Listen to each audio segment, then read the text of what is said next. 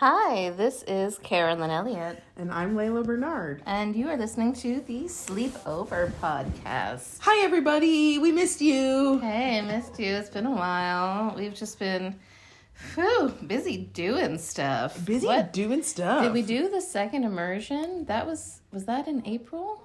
Yes, we went to the Dr. Robert training and we interviewed Robert and Luzette about unnecessary human suffering. Yeah. Then we spoke to our lovely listeners about Talos and Thelema. Then we went to the second immersion of Sleepover Mystery School. In Miami. And then we came back for like a brief moment. And then we went to the second half of the training for the Destination Method with the amazing, thrice greatest Dr. Robert.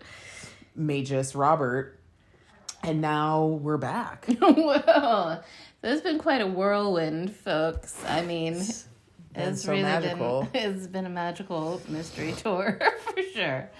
So we have stuff to talk about today, but maybe before we get into it, I don't know, is there anything else we want to update our listeners on? Any new major insights that you feel like you've had? Well, I don't know if I've talked about it on the podcast yet, but I feel like I just can't shut up talking about it. I think maybe I did on the last one, but just like really feeling the true weird magic of how it's all in your mind.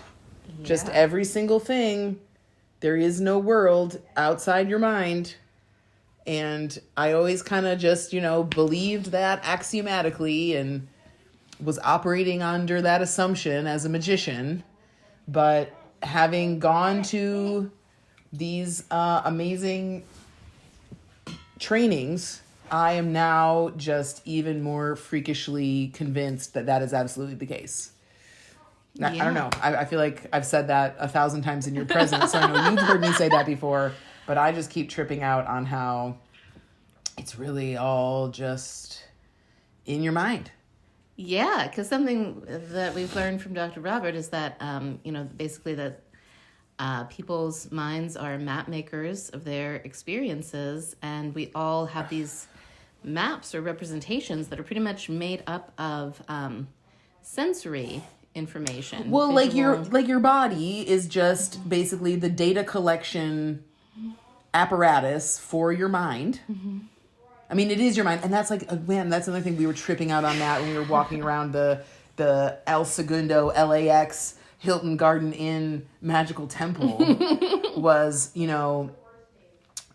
we really think, like, we are trained in the like scientifically rational world to think about our minds being contained within our brain. That our mind is in our head, specifically in our brain, but that actually our whole body is in our mind.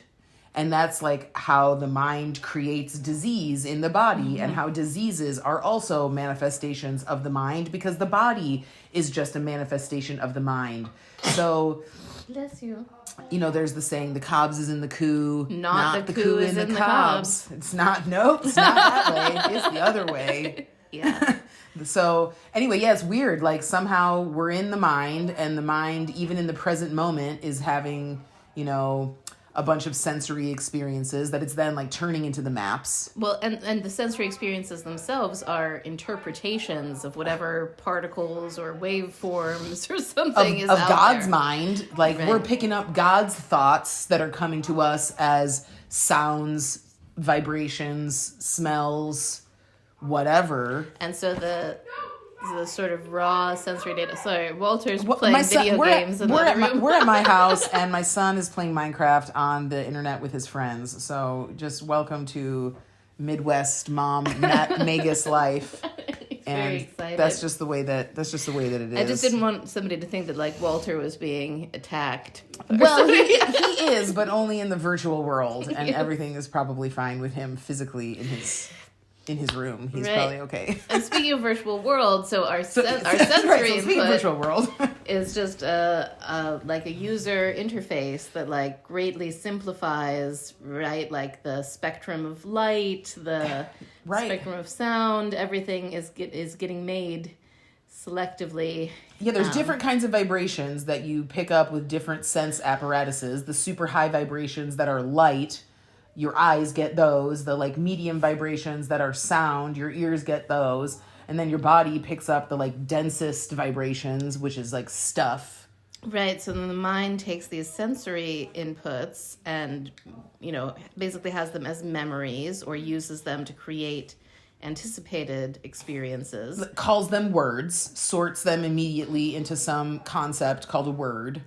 And then we're walking around and, what's fascinating to me is that, like, I can have a certain set of representations for my relationship with a certain person. Like, this has been proved to me, like, very dramatically with David, where, like, my mind, and I'll just guess everybody's, is sort of evolutionarily tuned to the negative, like tuned to like focus more on like the worst, yuckiest things. Yeah, Richard Rudd talks about how like fear has a super important evolutionary function, which is to like make us vigilant to protect our bodies from harm.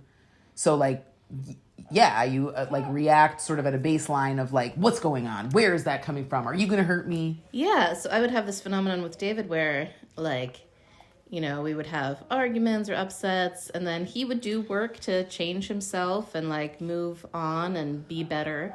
But I wouldn't be able to like completely let go, even though I would like want to be forgiving. Like the memories or whatever would be disturbing to me. The representations of David in your mind. Yes. And so even though David himself had changed and was not doing the same old behaviors, I felt like I was still... Hold on, Dudu wants... Lulu's looking at cartoons. Anyways, I was responding to my representations and not to the reality of him. And so it was very dramatic, like... doing a lot of work to update those representations and sort of, like adjust the visual images and the auditory information that comes up when I think of David. Like now I feel like I'm interacting with a totally new person, and I am, because he has worked on himself, he has changed, but it's like my mind couldn't let him be a new person. Well, and he wasn't in your mind, right. And that's all that was ever real for you, which was the David in your mind. Yeah. And I mean, that's like the, just to continue seeing the praises of like the telos and like really like training your mind to perceive the inherent innocence of everything and the like desire for creating good of everything. Like, if you really make that a deep practice, it's much easier to like, you just... The underlying map of reality is like everyone's trying to do something good. Like maybe they suck at it, but like they're trying, which like automatically like tunes your system to like forgiveness and compassion and like understanding and patience and basically less hate and unpleasantness and suffering. Indeed. Which, speaking of unpleasantness and suffering, but maybe it's time to go to our inspiration for today's episode. Oh, yes. We were trying to decide what to talk about this morning, or today. And I was remembering, I was getting a lot of inspiration from my delightful boyfriend who was having a really sad moment this morning because he was just, I had been listening to some Ken Wilber talking about Satori and like enlightenment and non-dual realization and just like really vibing on like what Ken was saying, which is that it's ineffable. It's effable in your own experience, but it's totally uncommunicable to another person. Like you cannot, you can say some words, but as soon as you say words about a non-dual experience, you're not talking about the non-dual experience because words simply don't exist there. They just don't even come close. And so it's not even possible to communicate this experience. And so my dear sweet Rory got very sad because he was like, I don't even know what you're talking about, Laila. I just wish I'd had an experience like that. And he was feeling very sad and sorry for himself that he was not feeling fully enlightened already and creating a lot of suffering. Well, I think really the core of the problem is Rory failed to do what it takes. Failed to do what it takes. To become enlightened, you To mean. become enlightened. I mean, it's basically, it's a matter of failure. Really. Matter of failure. And general ineptitude and incapacity. So you can know that about yourself, too, if you feel like you have not already achieved complete It's a matter non-dual of awareness. not being good enough. That's what really it comes down to. Yep, that's basically what all the sages say, is if you're not enlightened, it's because you're just not good enough. Yeah.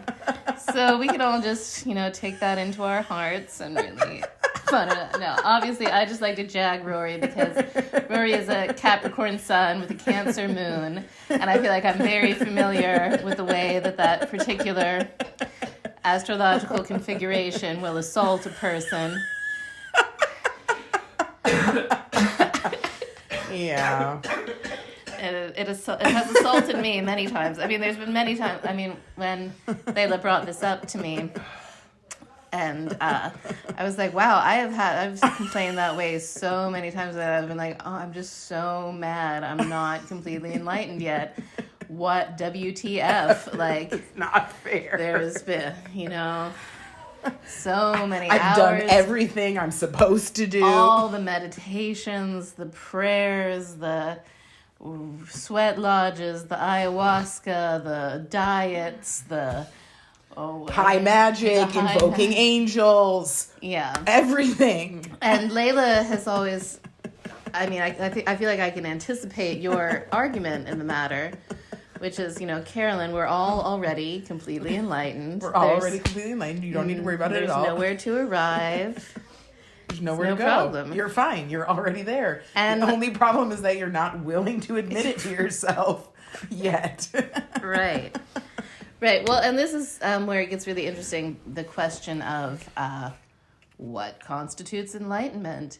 And I feel like the most thorough discussion that I've seen of this is in Daniel Ingram's Mastering the Core Teachings of the Buddha. And of course, Ken Wilber is also very good at discussing it, but I feel like Daniel Ingram is really good because he goes systematically through each possible model of what people associate with the word enlightenment, from never having negative emotions is a popular one, to, being omniscient, or having full command of the cities, being able to walk through walls, to let's see what some other notions that people have about enlightenment.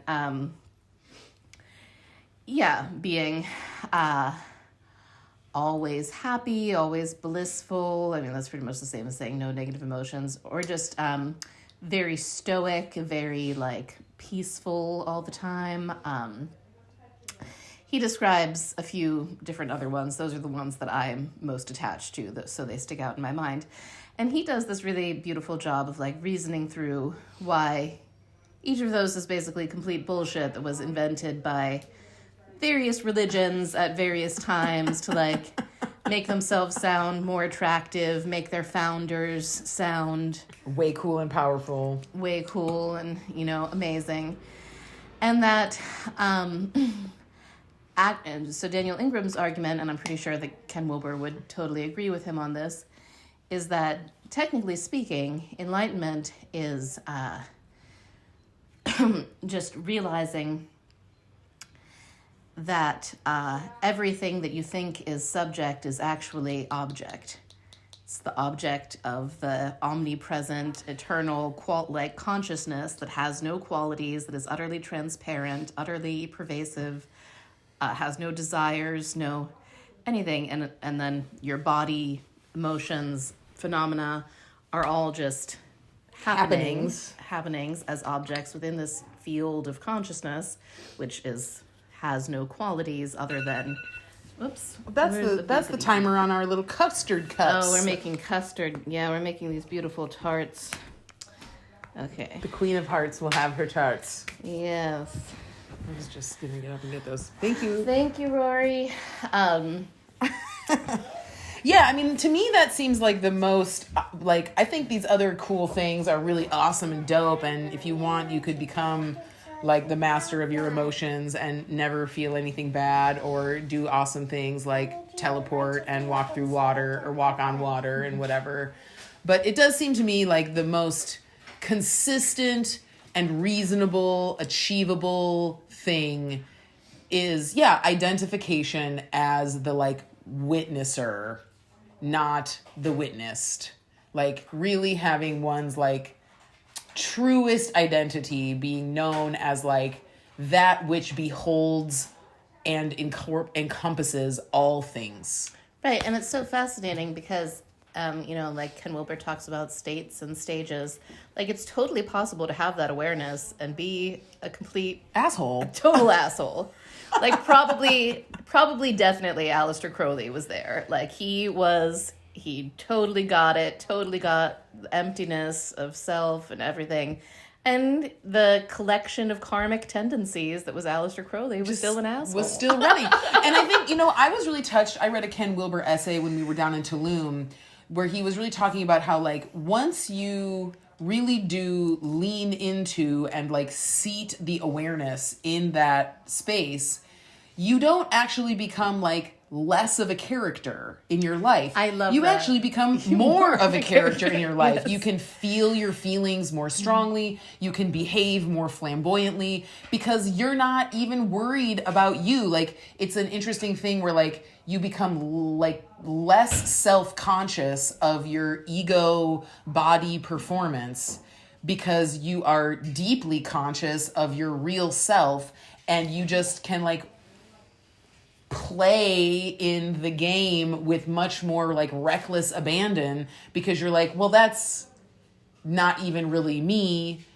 Why not put on a good show? Why not be in it fully? Why not enjoy it to its extreme? As opposed to, like, when we're very, like, in our, like, little self, there's so much wondering about, like, how should I be? How should this go? Like, how should I perform? Like, it's a very stage fright kind of, like, writer's block, like, over focus on, like, it's hyper self-conscious. Yeah, and I love how he talks about that because it really does counteract the notion that, like, if you're egoless and you're basically a bowl of oatmeal because you don't have any. Right. If you're enlightened, you must be completely completely detached from the world and, like, go sit in a cave somewhere and, like, meditate because you know that, like, the rest of the world is bullshit. But, like, the paradox is that when you know that the world is, like, an illusion and, like, so are you, then, like, it's fun.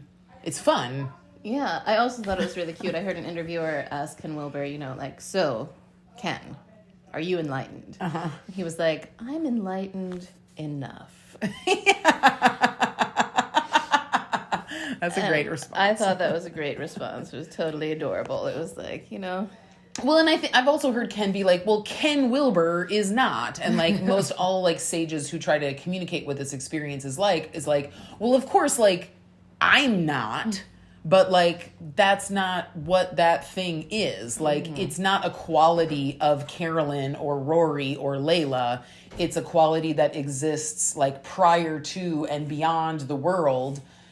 So, like, no, it's not me. Mm-hmm. Right. And what's also really interesting is Daniel Ingram talks about how it's possible to have this, like, non-dual gnosis and still be, like, totally neurotic and, like, filled with negative emotions and, like, and he talks about it because he, Is according full of neurotic. Well, not anymore, but I guess according to his own standards, he pretty soon reached a level called stream entry in the Theravadan Buddhist path, which is, like, the first level of enlightenment, and still had a bunch of, relational issues, like emotional stuff that he needed to work out in other ways. And I think that's really fascinating. And, like, when I learned that, I was like, you know what? I think I'm going to focus a little bit less on meditation, realizing that, like, I can meditate my way to total enlightenment and still be crazy, and I'm going to try to work on my stuff. And that's part of why I'm so grateful for the Dr. Robert and Dr. Luzette's work, is that, they really have a way of restoring people to emotional, psychological health, which is so enjoyable, which is so wonderful. But those practices and processes are not the classical enlightenment processes. They're more like about integrating and differentiating the various parts of the psyche. Well, it's interesting because I have, like, after encountering, their healings and, doing some of them on people myself, it occurs to me that, like, I'm going to very badly quote Rumi. I'm just going to reference this idea that Rumi, you know, says like, it's not our job, or maybe this is Khalil Gibran or something. I don't know. I'm totally going to butcher it because this is not my forte. But it's like, the task is not to like search for love or like search for this oneness. The task is to like remove the obstacles in your being from just knowing that and being that and having that already. And I feel like that's exactly what the TDM processes do, is they just like polish the mirror. They wipe the shit off of the pure mirror so that you can just like let the light of God shine through you better and more. Yes, the great non-dual teaching of the American Midwest, Course in Miracles, also has that statement. It says, I think is that where it's from?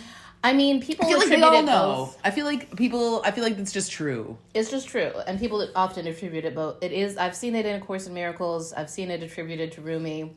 I don't know where it came from first. I mean, Rumi was older than A Course in Miracles, but anyways, it was channeled in the stream. It's in the stream of it was channeled consciousness. Yeah. Of you don't need to seek for love. You need to remove the blocks against love. Yeah, and I mean that is exactly what all weird negative thinking and like, you know, nasty hateful maps and like judgmental garbage is just like places where the love gets blocked, you know, like that's it. And so there's really nothing fundamentally wrong with any person at all. It's just like, were you to be able to remove the blocks, you would be shining forth the pure love of Christ just as well as anybody. And so like, that's really the task, is not to like find this thing or create this thing that you don't already have. It's to recognize that like, you already have it. It's already right there. It is what you really are. And anywhere that you don't think that that's true, that's the thing. Yeah. So I would say that TDM is the path to saintliness and happiness. Lightning path. The lightning path, which, you know, and then you can, once you're really happy and loving, then you can do all the non-dual practices. Anyways, I've had a number of Satori experiences because I've put in the work, Rory.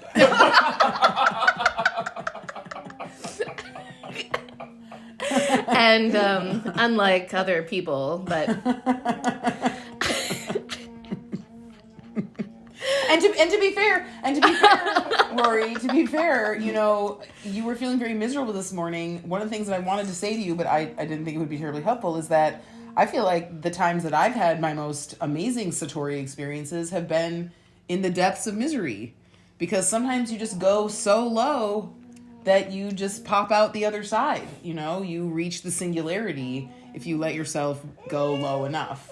So you don't even really have to be perfectly content and happy to touch the place you can be where very miserable, and you can touch the place where bliss and misery, you can get there from either side, is I guess what I'm trying to say. You know, misery will take you to the still point just as quickly as bliss. It's true. I'm sorry, Rory. I just keep jagging you. I'm sure you've done tons of... I feel very low. Okay. I hear Laila saying I should have just kept going. Yeah, you should have, yeah, exactly. Your mistake was trying to not feel miserable instead of just become as miserable as you possibly can. Anyways, I have had a bunch of them. And what's always so amazing to me is that, like, you know, that and $10 will get you a cup of coffee at Starbucks. Right. Like, it really doesn't. It's right. like, it's over. You come down from it. I mean, I don't know, there's probably been ones that have had lasting impacts on my consciousness. So that's not exactly true. But it is true that it's like... well, because it's the resting state of all being, and it is the ground of all being, it is kind of a so what kind of experience. And like, I really like feel how it is a so what kind of experience once you've had it. But if you've never had it, then there is a like, oh, I just really want to know, and like, oh, I just like got to get there, and like seeking. And then that's the joke. I mean, to me, that is like the great cosmic joke, is that like you arrive there and you're like, damn. Okay, next moment. Like, I got there and now I just keep going. Yeah. There's nowhere else to go. Now might as well scroll Instagram. Might as well scroll Instagram. Might as well, might as well fuck around, that's what we're all doing. But there are people who say, that there's no point in doing any spiritual practices because we all are already enlightened or whatever. And I would disagree with that. Like, I think there's a lot of point in doing spiritual practices. I think you can change your consciousness in very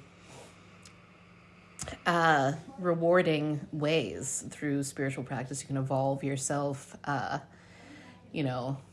in all the ways that we talked about TDM evolving you. TDM is a spiritually oriented set of things. And then like the more non-dual focused like meditation and everything. Yeah, but like if you go to like a Zen monastery, the spiritual practice that they'll have you do is like washing everyone's laundry and like mopping the floor. So like really anything that you might choose to do done in the proper mindset is a spiritual practice. Like picking up the phone and talking to another suffering addict is a spiritual practice. Like it's a spiritual experience should you choose to make it one. Well, let me ask you this, Laila. When did you first realize that you were completely enlightened? Well, I allowed myself to believe that I was completely enlightened after I had an amazing vision of the Temple of the Immortals in an ayahuasca trip where I felt a pillar of flame erupt from the top of my head after seeing this wonderful, like, infinite ziggurat of covered in red votive candle flames, and I understood that the red votive candle flames were like the flame of every enlightened being ever, and there was like infinite of them, and it just like came into my awareness. I was like, oh cool, I have a flame in the Temple of the Immortals now. Got it. And then I just was like, okay, got it.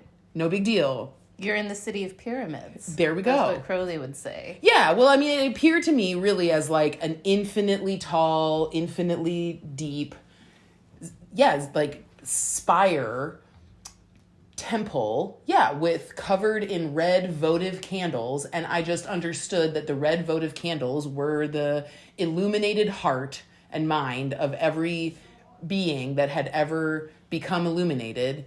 And I understood that I was receiving this vision and having a fucking pillar of flame erupt from my head in this moment because, like, my votive candle had illuminated on the temple. And then I just was like, okay, got it. And then I stopped worrying about it. And it was very interesting because, like, it was very interesting, like, sort of state change for me because, like, pretty much my whole teen and adult life was characterized by the like desperate longing to become enlightened. Like it was a very driving, like needy force in my being. Like I would read books about like this state of consciousness. Like it was probably like the only thing that I like truly desired in a deep way.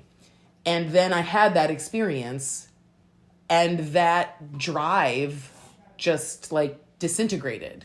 I like basically no longer cared whether I was enlightened or not, or like didn't need to pursue proof of enlightenment anymore.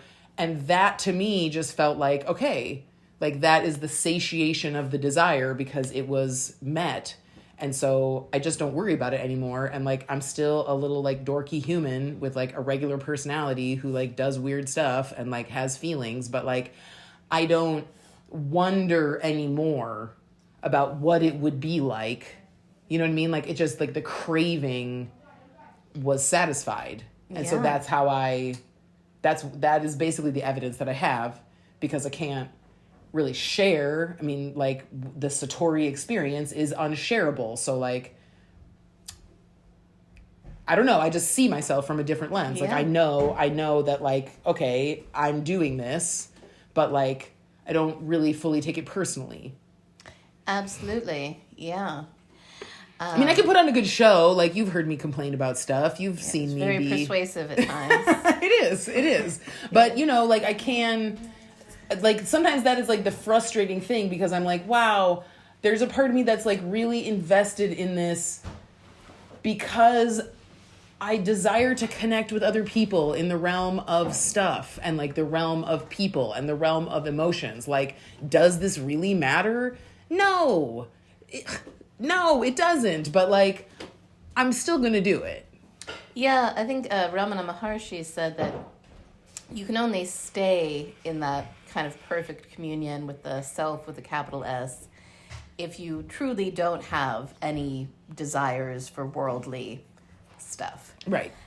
Because as long as you are interacting with the world, it does sort of put you into at least sort of like the framework of duality, right? Like I'm a subject interacting with objects sort of thing. And that makes sense to me. And it makes sense to me that, like, yeah, I continue to experience duality because I like it. I like it. I still want to. I'm not ready to completely relax into the great infinite. Well, and that's why I love in the Western Hermetic tradition the emphasis on Tifereth consciousness. And, you know, like, I go to church on Sunday, and so I hear the, like, little poem metaphor of, like, God so loved the world that he gave his only son to the world, and he became incarnate as a human.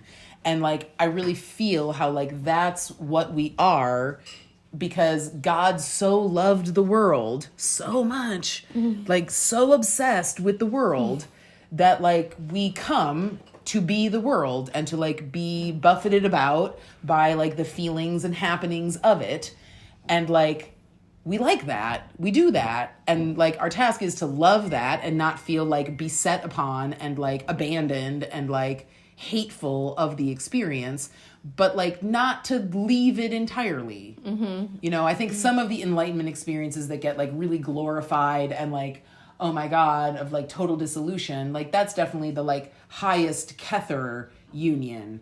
But, like you say, like, if you're in the world and you don't just want to completely peace out of the world, you're gonna land lower on the tree, but that's still different than just being, like, completely encapsulated in the illusion and thinking of it as the only reality. It's true. I do, you know, talking about it now, I realized that, like, I think maybe last year before, I don't know, time, but for a while I was super obsessed. I super wanted complete dissolution in Kether. You know, you and I would talk about it. And I think, you know, looking back, I'm like, oh, well, it's because I was in pain from these representations and, you know, wounds and everything that I had going on. And I know that in Kether, there is no pain. No. And there's just this, I mean, there's a lot, but there's this, like, pulse, I don't know. It's incredible. It's gorgeous, but it is the total resolution of everything. It's like, you know, it's the zero part of the 0 equals 2. Right. It's like the totally chill, man. And I wanted to be absorbed in that total chillness because I, you know, was just having issues with duality. So anyways, for anybody out there who is pretty obsessed with, like, getting to the complete dissolution into utter nirvana or Kether or whatever, I would say you probably need a lot of healing. Yeah. And that you can heal yourself emotionally. Because after having gone through all of the stuff with TDM and a lot of the existential kink stuff helped too, for sure. It hurts less to be in the world of duality. Yes.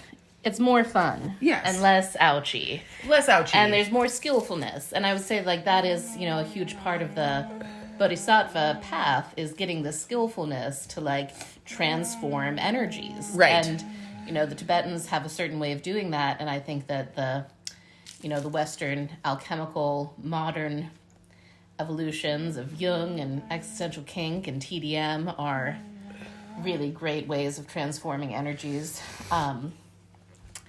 So you transform the ouchies, and then it's a wonderful party. It's pretty great. It's pretty great to be here. It's pretty an all right time. Yeah, I mean, I think that's the interesting thing that like I sort of see now in the like desire for total dissolution is that it's a very spiritualized trigger warning suicide wish. Yes. It's like and I have a lot of sympathy for that. Like I really understand that, and like and I also just am like so pleased and happy because I'm like, wow, I'll get to have that when I die. Like in my mind, I think of the state of death as total healing.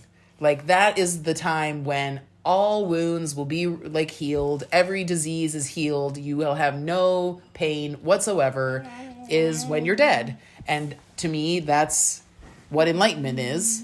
Well, that kind of like total dissolution is like perfect bliss, perfect oneness, perfect everything. And everyone gets to have that experience. You've been there many, many times before. You'll be there again. You don't need to worry about that. That's coming.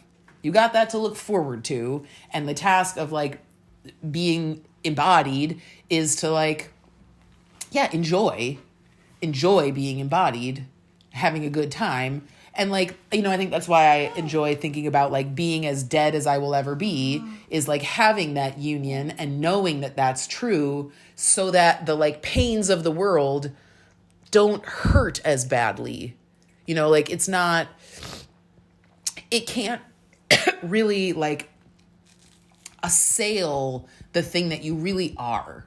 Like the thing that you really are is completely incorruptible, totally inviolable, absolutely innocent, perfectly wonderful all the time anyway, no matter what you do and no matter what happens to you. So you just like, you don't need to take it all so seriously.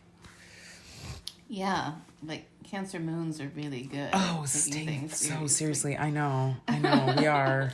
It's so ouchy. Well, I'm curious about what Rory's frustrations with enlightenment are. Well, it's so interesting because, I mean, you can speak for yourself, but the thing that I found really interesting that you were saying to me on the couch this morning was that you were, like, talking about your, like, connection with self and feeling like you didn't have a, like, strong enough, like, faith in self or, like, connection with self. I'm not going to say this perfectly, but it was like so funny to me because like you were like, I really just like wish that I could like know myself better so that like I could feel better in the world. And I was just sort of laughing internally, but I kept it to myself because I thought it would be rude if I started laughing at you at the time of like, yeah, but that's the like joke. And that's the trick is that like your self is empty. Like there is no self. Like it's silly. Like you aren't that. So like, that's the great paradox of like self-awakening is that like, the more you are trying to like make your little self real, the more you will encounter deep, deep misery because it's not. And it will always disappoint you. You will never actually have that kind of like deep spiritual satisfaction that like the heart longs for in the little self because you actually do know on a deep level that it's not real and it can't ever give you that juice that you want from it because it's not real. It's an illusion. And the more that you like let go of like needing to be away in order to be good enough and are just like, I'm not even real. I'm fucking emptiness. I'm not a person at all. Then you can be a person. Mm-hmm. You know, it's like very paradoxical, but very true, I think. Yeah, and people who are good enough understand that. Yeah, you become good enough by letting go of wanting to be good in any way.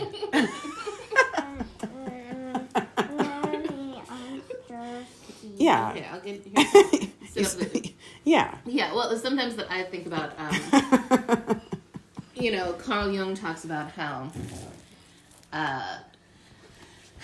you know, from thousands of years of Christianity, we've had it preached to us to, you know, be forgiving and accepting of, like, the wretch and the loser and the bums on the street and the criminals and everything. But the real test of that is, you know, forgiving, embracing, and accepting. The wretch and the bum and the criminal in yourself. Yes, the bum within. The bum and the loser and the pathetic wretch and the... Yes. You know. Yeah. Like, really, that's the love thine enemy, and the enemy within. To me, I don't know, maybe I've talked about this on the podcast before, but like, I sometimes when I'm at church, I'm like, man, I don't feel guilty about any of the classical sins, right? I'm not breaking 10 commandments all over the place, but like, you do your fair share of coveting, Carolyn. I do coveting, but I'm not like, oh, I hate myself for coveting, or I don't know, why don't I honor my mother and father more? I'm such a sinner. I feel like a sinner for like not having a relationship that all the time would make people on Instagram jealous. Like, I feel guilty for, I don't know what, like, yeah, I mean, I call them Instagram sins. Like, my modern guilt complexes are not the same as what I think our forebearers had. Right. They're like American, self-presentation sins ways that I fall short. That you're not good enough. That I'm just not good enough. Lulu, hold on. Mommy and Laila are talking. Wait, you wanted to watch your show? I don't know where your show went. It might be behind you. Probably might be. Anyways, when I remember that, I like to let myself be forgiven for my Instagram sins. Yes. I like to receive from Jesus. Yeah. That I'm still worthwhile, even though not everything about my life is enviable or aspirational at all times. Yeah. Well, I think it's interesting. I've been actually thinking about this a lot. I've been thinking about this a lot because, Rory has been living with me for the last 6 weeks, and there have been a couple times when we've like had moments where like he feels bad and like says something to me, and I will like feel in myself the choice between like total forgiveness and just like being blissful in the face of another person's experience, or getting myself really hurt and like feeling like taking it personally and like choosing to be miserable because of something that somebody else said or did or how they're feeling. And I'm really like been deeply contemplating how like this is the actual nature of sin, is like at that choice moment when I could decide that like I totally forgive this other person and they're having their experience and I can just like continually be happy, or I can choose to be unhappy and like make it about me. When I choose to make it about me, that is when I am sinning, and I know that it's sin because I feel fucking bad. Like I feel bad when that happens, and it's like immediate karma, immediate punishment. Immediately I am transported to hell because I am feeling that something is bad and wrong and shouldn't be happening. And like the resolution of that is to be like, wow, I forgive myself for feeling that way. I forgive what has happened. I'm actually allowed to completely let that go and just feel okay in my heart and know that everything is fine. And then I'm transported back again into heaven. But like, to me, that seems like the real nature of, the punishment or like the hell that we would experience from what is called sin, is just like taking shit personally, making it about you, and having a bad time because of it. Yes, I agree. So anyway, I'm trying more and more to just be like, wow, I don't have to take any of that on. I really don't need to feel, that way. I can just be okay, and I can forgive, and like forgiveness as like a balm. And I love the way Dr. Robert talks about forgiveness is like letting go of the idea that things should have been otherwise. Mm-hmm. Like just total radical acceptance of like, this is the way it is, and that is okay. Mm-hmm. Like nothing needs to be different in order for me to feel okay and have peace. Right. So. Right. Yeah, I was just thinking maybe we should wind down for today because Lulu's getting fidgety. Totally, absolutely. And but thank you for listening, everybody. And I hope you all enjoy your complete and total enlightenment. It's already yours. It's already yours. You're already fine. Don't worry about it. All right, and because you're so enlightened, I know you'll want to like and subscribe and tell your friends and leave a review. Okay, thanks. Bye.